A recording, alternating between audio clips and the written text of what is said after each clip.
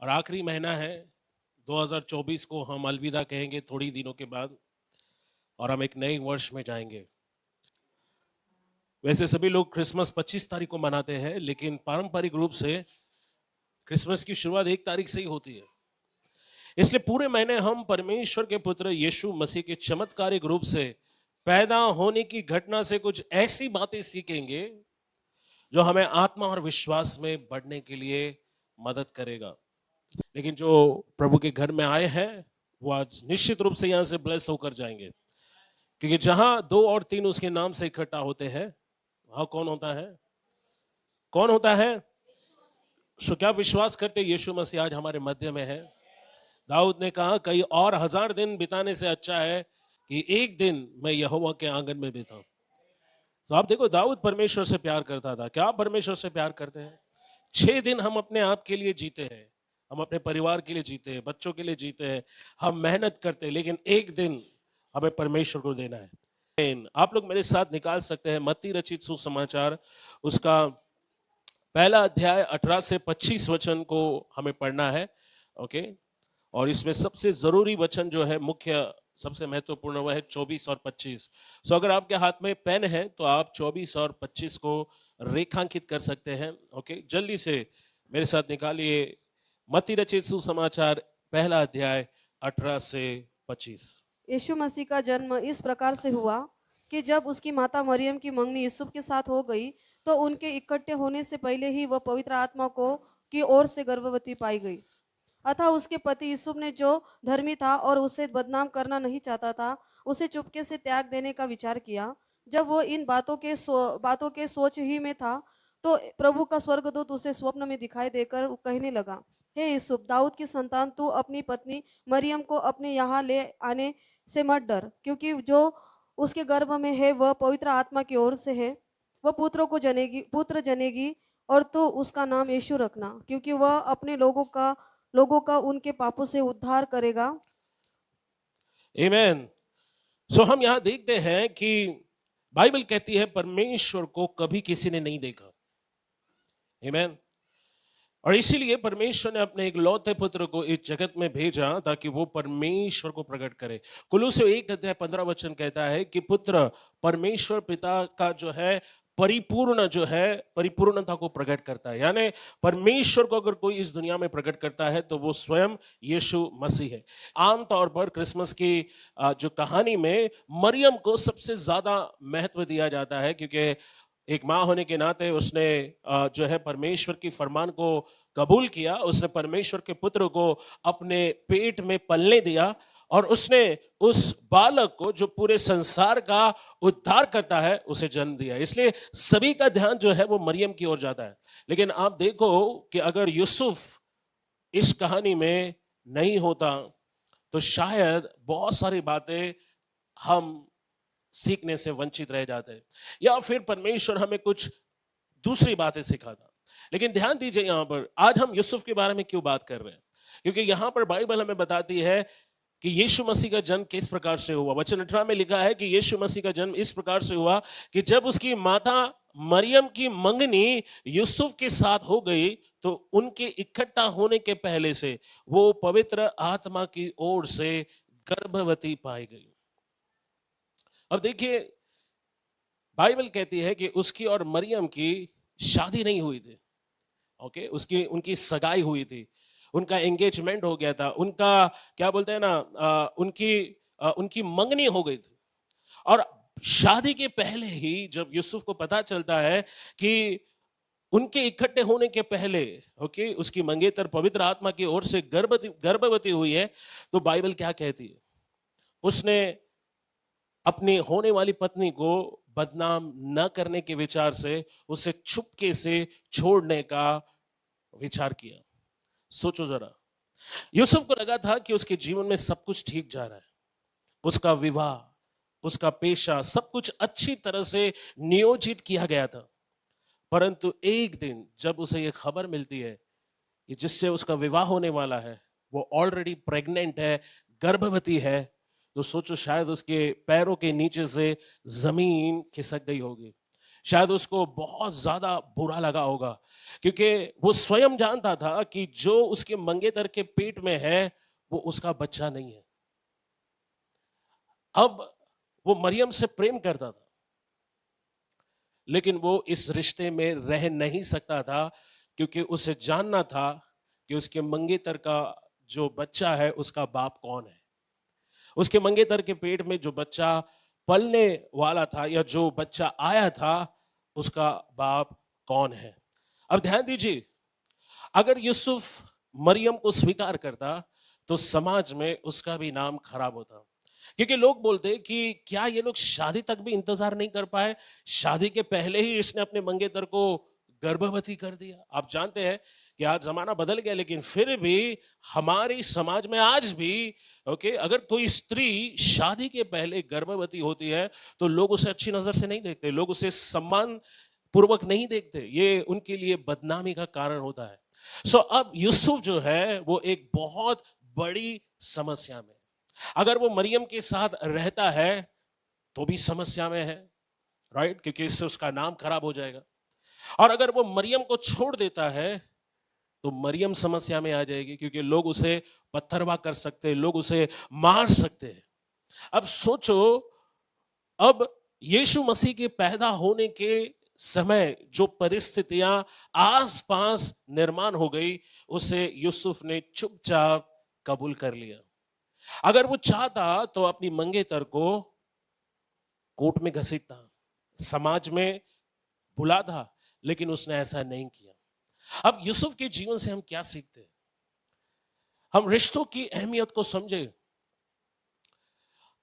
यूसुफ अगर चाहता तो वो अपनी पत्नी से बदला ले सकता था, यूसुफ चाहता तो अपनी होने वाली पत्नी को वो बदनाम कर सकता था, लेकिन बाइबल कहती है वो धर्मी था। जब आपको चोट पहुंचती है तो आप दूसरे को चोट पहुंचाएंगे। अंग्रेजी में कहावत है, hurting people always hurt others.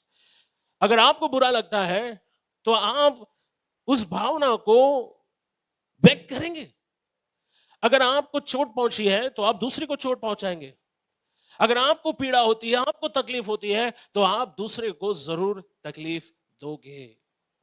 हमने देखा छोटी छोटी बातों पर शादियां टूटती है। ओके, हमसे ये क्यों छुपा कर रखा, हमको क्यों नहीं बताया, लड़की ने इतना पढ़ा नहीं। लेकिन आप देखो, यूसुफ धर्मी व्यक्ति था, उसने अपने होने वाली पत्नी के बारे में जाकर किसी से कोई बात नहीं की। उसने किसी के पास जाकर उसने चुगली नहीं की, देखो यार जिससे मैं शादी करने वाला था वो तो पहले से ही पेट से है, वो तो पहले से ही गर्भवती हो गई। लेकिन यूसुफ ने चुपचाप सब कुछ क्या किया, उसने स्वीकार किया। ओके, आप देखो, कई बार हमारी इंसानी भावनाएं हम पर हावी होती है, लेकिन मैं आपसे कहना चाहता हूं, अगर आप परमेश्वर द्वारा इस्तेमाल किए जाना चाहते हो तो जो धार्मिकता के काम है वो आपकी भावनाओं से ज्यादा ऊंची आवाज में बात करें। समझ रहे हैं आप लोग? भावनाएं अच्छी है, भावना हमारे जीवन को रंग देती है, लेकिन बाइबल कहती है जो लोग भावनाओं से चलते हैं वो परमेश्वर की संतान नहीं है, जो आत्मा से चलते हैं वही परमेश्वर की संतान है। सो जब आपकी भावनाएं आपको गुस्सा दिलाती है, किसी से बदला लेने के लिए आपको क्या बोलते हैं ना, प्रोत्साहित करती है, तब उस भावनाओं को नीचे दबाओ, क्योंकि परमेश्वर ने आपको और मुझे धर्मी कहा, और परमेश्वर ने आपको और मुझे धार्मिकता में चलने के लिए बुलाया। इसलिए कभी भी अपनी कलीसिया से दूर मत जाओ, अपने रिश्तों से दूर मत जाओ। ओके, थोड़ा सोचो, विचार करो, क्योंकि अगर यूसुफ ने सोचने के लिए समय नहीं दिया होता तो वो रिश्ता टूट जाता। शायद हम मरियम और यूसुफ के बारे में नहीं, शायद हम मरियम और किसी और के बारे में, योएल के बारे में पढ़ते, लेकिन हम देखते हैं कि क्रिसमस से जुड़ी इस खूबसूरत कहानी में हम इस पहले परिवार के बारे में पढ़ते हैं, जिसमें मरियम और यूसुफ ने एक बहुत ही महत्वपूर्ण भूमिका अदा की। अब देखो वचन 20 में लिखा है कि जब वह इन बातों की सोच ही में था तो परमेश्वर का स्वर्गदूत उसे सपने में दिखाई देकर कहने लगा। अब कई बार परमेश्वर आपको आपके लाइफ के लिए गाइड करना चाहता है, वो आपको दिशा दिखाना चाहता है। कई बार परमेश्वर आपसे बात करता है स्वप्न के द्वारा, कई बार परमेश्वर आपसे बात करेगा दर्शन के द्वारा, कई बार परमेश्वर आपसे बात करेगा जब कोई दोस्त आपको सलाह देता है, कई बार परमेश्वर आपसे बात करेगा जब पास्टर वचन देते हैं, वचन के जरिए परमेश्वर आपसे बात करता है। ओके, अब परमेश्वर के बात करने के अलग अलग तरीके हैं। बाइबल कहती है जब वो ऐसा सोच ही रहा था तो परमेश्वर के एक दूत ने उसे सपने में उससे बात की। अब सुनो, यहां पर कई बार बिना सोचे समझे अगर हमको बुरा लगता है तो हम रिश्ते तोड़ देते हैं, हम रिश्तों से बाहर आ जाते हैं। राइट, जब गुस्सा आने लगता है हम रिश्ते खत्म कर देते हैं, मुंह तक नहीं देखेंगे। बट यूसुफ ऐसा नहीं था, उसने थोड़ा सा अपने आप को धीमा किया, उसने अपने आप को धीरज बंधाया और बाइबल कहती है वो सोचने लगा। इसके पहले कि आप सारे रिश्ते किसी से खत्म कर दो या आप निराश या भावुक होकर ओके बात बंद कर दो, थोड़ा रुको, धीमे चलो और सोचो कि आपके लिए आगे क्या है। यूसुफ ने सिर्फ सोचा, उसने रिश्ते डायरेक्टली नहीं तोड़े। जब उसको मालूम पड़ा उसकी मंगेतर गर्भवती है तब वो सोचने लगा कि मुझे इस रिश्ते से बाहर आना चाहिए, क्योंकि जो उसके पेट में वो मेरा बच्चा नहीं है, वो किसी और का बच्चा है। तो आप देखो, यूसुफ ने सोचने पर समय दिया। कई विश्वासी लोग इतने जल्दबाज होते हैं कि वो सोचने के लिए ज्यादा टाइम नहीं लेते, वो जल्दी से निर्णय ले लेते हैं। कोई भी निर्णय जब आप जीवन में लेते हो तो थोड़ा इंतजार करो, थोड़ा धीरज रखो, जल्दबाजी मत करो। ओके, घाई करना आपके लिए नुकसानदेह हो सकता है।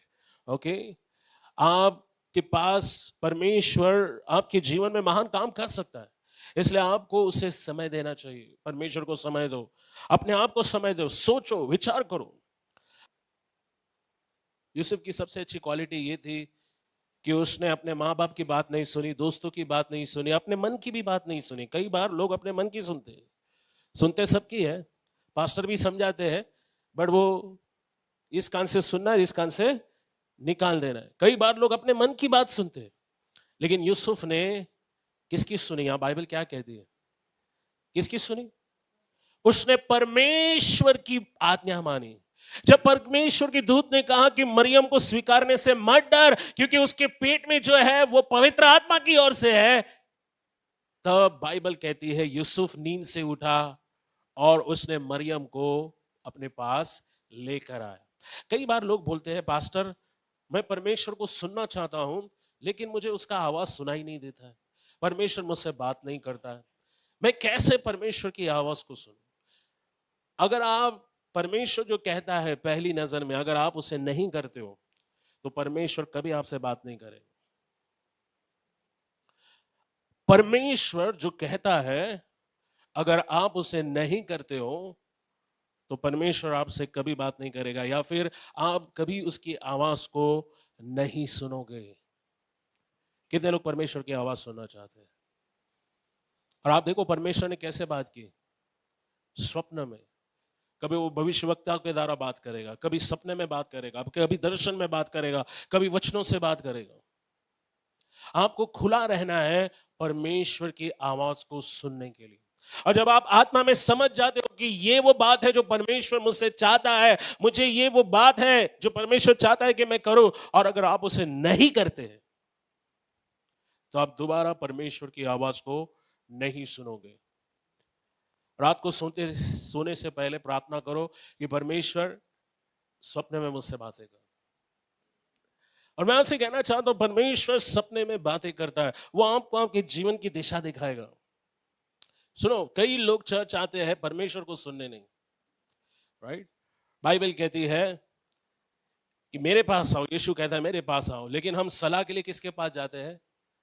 पास्टर के पास। ना, अच्छी बात है, प्रभु के सेवक है, वो आपको कई बार सलाह देते हैं, बट परमेश्वर जो कहता है उससे बेहतर कोई आपको सलाह नहीं दे सकता। ओके, सो रोज सुबह उठो, बोलो परमेश्वर मुझसे बातें कर, मैं आपकी सुनना चाहता हूं। अपने आप को सारे डिस्ट्रैक्शंस, हर प्रकार की गड़बड़ी से दूर रखो जो आपके ध्यान को रोक सकता है। ऐसी चीजों से क्या करो, अपने आप को दूर ले जाओ, प्रभु की उपस्थिति में बैठो। अगर आप रात में उठ सकते हो 3 या 4 बजे के बीच उठकर प्रार्थना करो, प्रभु की उपस्थिति में बैठो, प्रभु आपसे बात करेगा और उसकी आवाज आपको सुनाई देगी। शमूएल सोया हुआ था और 3 बार परमेश्वर ने उसे आवाज देकर कहा, हे शमूएल, हे शमूएल।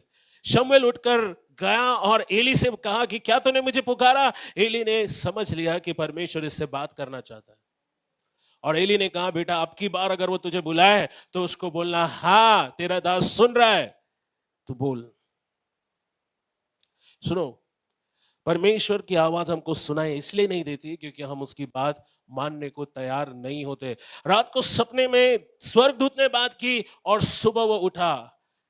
देखो, उसने अपने माता पिता की बात नहीं मानी। शायद उसके माता पिता ने कहा होगा, अरे छोड़ दे उसको, हम कोई दूसरी लड़की देखते हैं। ओके, किधर उसका नाम खराब होएगा, तेरा भी नाम खराब होएगा। लेकिन उसने ऐसा नहीं किया।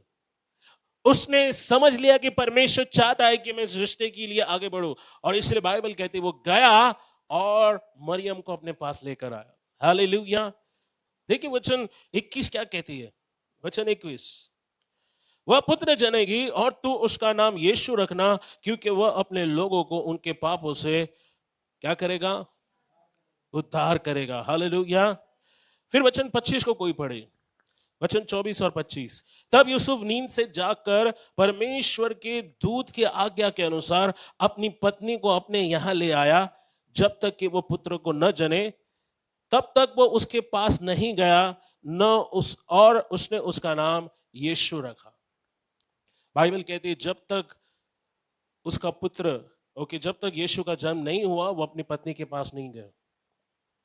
मरकुस में लिखा है कि यीशु के पैदा होने के बाद मरियम के और भी बच्चे हुए। यूसुफ ने इंतजार किया, धीरज रखा। आपको क्या दिखाई देता है पवित्र आत्मा के फल के बारे में? संयम पवित्र आत्मा का फल है। आज कई लोगों में संयम नहीं है। जो सुख परमेश्वर शादी के बाद देना चाहता है, आज उसको लोग शादी के पहले अनुभव करना चाहते हैं। व्यभिचार का पाप अंतिम दिन में बढ़ता जा रहा है। जितने नौजवान हैं, सुनो, अपनी इच्छाओं पर लगाम लगाओ। परमेश्वर ने हमें शरीर नहीं, आत्मा के अनुसार चलने के लिए बुलाया। शरीर के काम क्या है? व्यभिचार शरीर का काम है, लुचपन शरीर का काम है, हर प्रकार की बुराई शरीर का काम है। और यूसुफ ने अपने आप पर संयम रखा। अब देखो, नाम भी वो अपनी इच्छा से नहीं रख पाया। उसको ऑलरेडी स्वर्गदूत ने कहा तो इसका नाम यीशु रखना, क्योंकि वो कई लोगों को उनके पापों से बचाएगा। यीशु वो नाम है जो सब नामों से ऊंचा है। यीशु वो नाम है जिस नाम में हर एक घुटना टेकता है। यीशु वो नाम है जिससे दुष्ट आत्माएं थरथराती है। यीशु वो नाम है जिससे शैतान धूम दबाकर भाग जाता है। यीशु वो नाम है जिस नाम में हर एक बीमारी चंगी होती है। यीशु वो नाम है जो असंभव को संभव करता है। यीशु वो नाम है जो पापों को क्षमा करता है, कोड़ों को चंगा करता है। स्वर्गदूत ने कहा तो उसका नाम यीशु रखना। लेकिन यहूदी संस्कृति में हर एक पिता चुनाव करता है कि वो अपने बेटे का नाम रखे। देखिए, यह हमारा मानवीय स्वभाव है। हमें उस मानवीय स्वभाव को क्रूस पर चढ़ाना है। यीशु ने सिंपल कहा है, अगर कोई मेरे पीछे आना चाहता है अपना क्रूस उठाए। यीशु के बारे में गाना तो कोई भी गा सकता है, प्रार्थना कोई भी कर सकता है, लेकिन यीशु कहता है कि जो मेरी आज्ञाओं पर चलता है वही मुझसे प्रेम करता है। यूसुफ ने मरियम से प्रेम किया, और सच्चा प्रेम क्या करता है मालूम है? पहला कुरिन्थियों 13 में लिखा है, कोई पढ़ो पहला कुरिन्थियों 13 अध्याय 4 से 8। प्रेम धीरजवंत है और कृपालु है। प्रेम कैसा है? धीरजवंत। प्रेम धीरजवंत है और कृपालु है। प्रेम कृपालु है। प्रेम डाहा नहीं करता। प्रेम क्या नहीं करता है? डाहा नहीं करने का मतलब क्या है? प्रेम गुस्सा नहीं करता है, प्रेम क्रोधित नहीं होता है। हाँ, आगे। प्रेम अपनी बड़ाई नहीं करता। प्रेम अपनी बड़ाई नहीं मारता कि देखो मैं तुमसे अच्छा हूं, और फूलता नहीं, मेरे इतने फॉलोवर्स हैं। प्रेम अपनी बड़ाई नहीं मारता। यस, देखो, अगर दूसरे आपकी तारीफ करते हैं अच्छी बात है, आप अपनी तारीफ खुद मुझसे मत करो, अच्छा नहीं लगता है। हाँ, आगे। और फूलता नहीं। प्रेम फूलता नहीं। फूलने का मतलब क्या मालूम है? घमंड नहीं करता। वह अनरीति नहीं चलता। वो अनरीति पर नहीं चलता, यानी जो परमेश्वर की दृष्टि में गलत है वो नहीं करता। वह अपनी भलाई नहीं चाहता। वो अपनी भलाई नहीं चाहता, वो दूसरों का भला चाहता है। बाइबल कहती है सिर्फ अपनी भलाई के बारे में मत सोचो, दूसरे का भी भला करो। हाँ, आगे। झुंझलाता नहीं। झुंझलाता नहीं। बुरा नहीं मानता। बुरा नहीं मानता।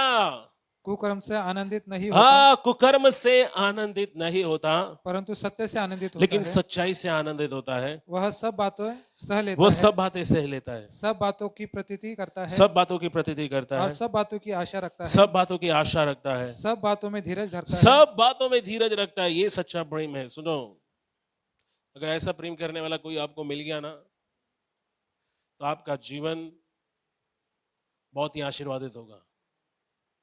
सुनो, यहां पर बाइबल कहती है प्रेम धीरजवंत है, प्रेम डाह नहीं करता, प्रेम अपनी बड़ाई नहीं मारता, प्रेम कुकर्म से आनंदित नहीं होता, प्रेम अनिरीति पर नहीं चलता, प्रेम सब बातें सह लेता है, प्रेम धीरज रखता है। बाइबल कहती है आशा, विश्वास और प्रेम ये तीनों स्थिर है, लेकिन सबसे बड़ा क्या है? सबसे बड़ा क्या है? सोचो, यूसुफ को किसका पिता बनने के लिए बोला है? सांसारिक पिता। किसका पिता? जिसने सारे संसार को रचा।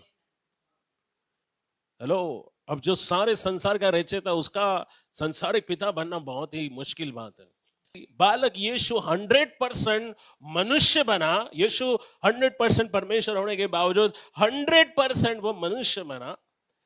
इसलिए उसे ऐसे लोगों की जरूरत थी जो उसकी देखभाल करे, उसकी सुरक्षा करे, उसका पालन पोषण करे। और जब परमेश्वर को उद्धारकर्ता की जिम्मेदारी देने की बात आई, तब उसे ऐसे व्यक्ति मिले, मरियम और यूसुफ, जिन्होंने समाज की परवाह नहीं की, जिन्होंने अपने बदनाम होने की भी परवाह नहीं की, लेकिन उन्होंने परमेश्वर की आज्ञा मानी। सो जब आप परमेश्वर की आज्ञा मानेंगे, परमेश्वर आपके जीवन को आशीष देगा और अवश्य देगा।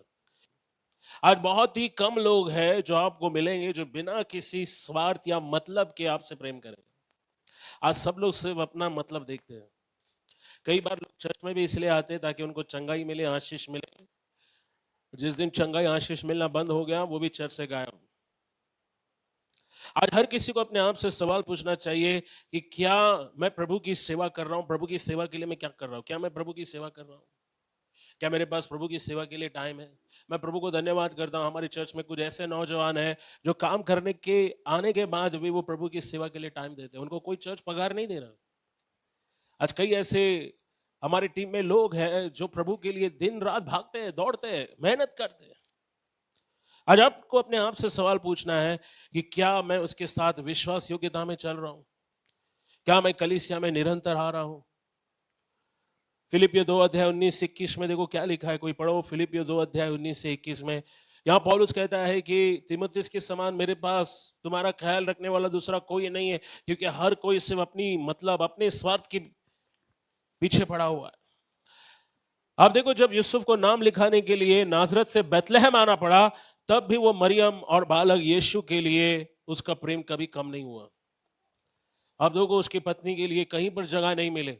ऐसा एक भी दरवाजा नहीं होगा जहां यूसुफ ने दरवाजा नहीं ठोका। उसने कहा मेरी पत्नी उम्मीद से है, किसी भी समय उसको बच्चा हो सकता है, हमारे पास रहने के लिए जगह नहीं है, ठंडी का टाइम है। लेकिन किसी के पास जगह नहीं थी, सबने उसके मुंह पर दरवाजे बंद किए। आखिर में यूसुफ अपनी गर्भवती पत्नी को कहां लेकर गया? गौशाला में। कहां लेकर गया? चरनी में लेकर गया, और जहां पर संसार के उद्धारकर्ता मसीहा ने जन्म लिया। Hallelujah, hallelujah. आप देखो लूका 2 अध्याय 1 से 7 में आप पढ़ते हैं, लेकिन हम लोग 22 से 24 को पढ़ेंगे। मरियम और यूसुफ दोनों निर्धन थे, गरीब थे, क्योंकि उन्होंने मंदिर में पंडुके जो है वो भेंट में दी। ओके, 40 दिन का टाइम होता है। कोई स्त्री जब गर्भवती होती है, बच्चे को जन्म देती है, तो उसके अशुद्ध रहने का समय 40 दिन, सवा महीने का होता है। जब सवा महीना पूरा हुआ, बाइबल कहती है वो मंदिर में गए, उन्होंने बालक के लिए परमेश्वर को धन्यवाद दिया। और धन्यवाद का भेंट क्या दिया उन्होंने मालूम है? जितने धनवान लोग हैं वो बकरा देते हैं, मेंढा देते हैं, लेकिन उनके पास इतने पैसे नहीं थे, तो इन्होंने कबूतर, पंडुके यानी वो कबूतर जैसा दिखता है, पंडुके उन्होंने भेंट में दी। देखो लूका 2 अध्याय 22 से 24। जब मूसा की व्यवस्था के अनुसार उसके शुद्ध होने के दिन पूरे हुए, हाँ, तो वे उसे यरूशलेम में ले गए कि प्रभु के सामने लाए। हाँ, जैसा कि प्रभु की व्यवस्था में लिखा है, हर एक पहिलौठा प्रभु के लिए पवित्र ठहरेगा। और प्रभु की व्यवस्था के वचन के अनुसार पंडुकी का एक जोड़ा या कबूतर के 2 बच्चे लाकर बलिदान करें। सो आप देखो, उन्होंने पंडुके दिए क्योंकि उनके पास इतना पैसा नहीं था। वो दोनों निर्धन थे क्योंकि उन्होंने सिर्फ पंडुके भेंट दी। परंतु इस पहले परिवार ने रिश्तों के सच्चे धन के मूल्य को समझा। आप देखो, उन्होंने समझा कि हमारे लिए सच्चा धन क्या है? परिवार है, फैमिली है। पैसा आएगा जाएगा, लेकिन हमारे लिए रिश्ते महत्वपूर्ण है। Praise the Lord, hallelujah. आप सोचो क्या होता अगर यूसुफ ने जल्दबाजी में, जैसे उसको मालूम पड़ा कि उसकी पत्नी, होने वाली पत्नी गर्भवती है, तो जल्दबाजी में अगर उसने सारे रिश्ते तोड़ दिए होते तो क्या होता? तो आज हम यूसुफ के बारे में नहीं पढ़ते, बट बाइबल कहती है कि वो धर्मी व्यक्ति था, उसने सोचने के लिए समय लिया। सो इस क्रिसमस थोड़ा धीमे हो जाए, फास्ट फास्ट, तेजी से, जल्दबाजी में कोई फैसला मत करो। सोचो कि आपके एक निर्णय से आपके परिवार पर, आपके लोगों पर, आपके रिश्ते पर इसका क्या प्रभाव पड़ सकता है। अगर आपको मालूम नहीं जीवन में क्या करना है, कौन सी दिशा में जाना है, क्या निर्णय लेना है, इसकी उसकी मत सुनो, अपने मन की भी मत सुनो। सबसे पहले प्रभु के पास जाओ, प्रभु से कहो, प्रभु तू मेरा मार्गदर्शन कर, क्योंकि मेरा मन मुझे धोखा दे सकता है, लोग मुझे गलत सलाह दे सकते हैं, लेकिन परमेश्वर आपको और मुझे कभी गलत दिशा नहीं दिखाएगा। सो जीवन में कोई भी बड़ा निर्णय लेने के पहले प्रार्थना में जाओ, प्रभु से कहो, प्रभु मुझसे बात कर। और जब प्रभु बात करता है तो उसकी मानो, क्योंकि अगर आप उसकी आज्ञा नहीं मानेंगे तो परमेश्वर फिर कभी आपसे बात नहीं करेगा। उसकी आवाज सुनो, उसकी आज्ञाओं को मानो। कल अगर परमेश्वर आपको बोलता है उठ यहां से कलकत्ता जा, कितने लोग उसकी आवाज को सुनकर करेंगे? हाँ, हेलो, कई लोग सर हिला रहे, हम जाने को तैयार है। सुनो, ये इतना आसान नहीं है। यूसुफ ऑलरेडी एक बड़ाई का काम करता था, उसका एक ग्राहक उसी एरिया में थे, उसके दोस्त उसी एरिया में थे, उसके जान पहचान वाले उसी एरिया में थे, और परमेश्वर कह रहा है उठ, और किधर? यहां वहां नहीं, सीधा किधर जाने बोल रहे हैं? मिस्र यानी परदेश जाने के लिए बोल रहा है। और इतना आसान नहीं, मैं आपको बताऊं, वचन में लिखा उठ के गया, लेकिन कभी आपने सोचा है उसको कितनी तकलीफ हुई होगी? एक अनजाने शहर में, एक अनजाने देश में, एक अनजानी जगह जहां पर वो किसी को नहीं जानता, उस देश के बारे में कुछ पता नहीं, पहले कभी गया नहीं, और परमेश्वर कहता है जा, और जब तक मैं बोलता है वहीं पर रहे। इतना आसान है क्या? अरे भाई हम जाएंगे वहां पर, लेकिन नौकरी धंधा का क्या? हमको खाने को कौन देगा? घर का किराया कहां से आएगा? एक तो बच्चा इतना छोटा है, उसको दूध देना पड़ेगा, मेरी पत्नी को क्या खिलाऊं? यहाँ पर हमारा बिजनेस सेट है, यहाँ पर सब कोई मुझे जानता है, मुझे काम मिल जाता है आराम से, चार पैसे भी आ जाते हैं, और परमेश्वर तू कह रहा है उठ और बालक को लेकर जा। उनके पास टाइम नहीं था, क्योंकि सन की राजा बच्चे को ढूंढ रहा था। वो राजा कौन है? मैं राजा है, एक और दूसरा राजा कहां से पैदा हो गया? ढूंढो उसको और खत्म करो। तो बच्चे की जान को धोखा था, इसलिए उसको तुरंत अपनी पत्नी और बच्चे को लेकर क्या करना पड़ा? जाना पड़ा। लेकिन फिर भी बालक की रक्षा के लिए वो उठा और पराये देश गया। विश्वास लंबे समय तक बगैर थके परिश्रम करता है। सच्चा विश्वास सबसे भयानक तूफान के आकार को भी बदल देता है। सच्चा विश्वास बार बार मिलने वाली हार पर भी, हार को भी सहन कर लेता है, लेकिन वो हार नहीं मानता। सो इस क्रिसमस विचार करें कि हमको यूसुफ की तरह जीवन जीना है। यूसुफ ने अपने परिवार को सच्चा धन समझा। हम सच्चे धन को पाते हैं जब हम लोगों को पैसे से ज्यादा अहमियत देते हैं, जब हम लोगों में निवेश करते हैं। Praise the Lord, hallelujah. मैं उम्मीद करता हूं कि आज परमेश्वर ने आपसे बात की होगी।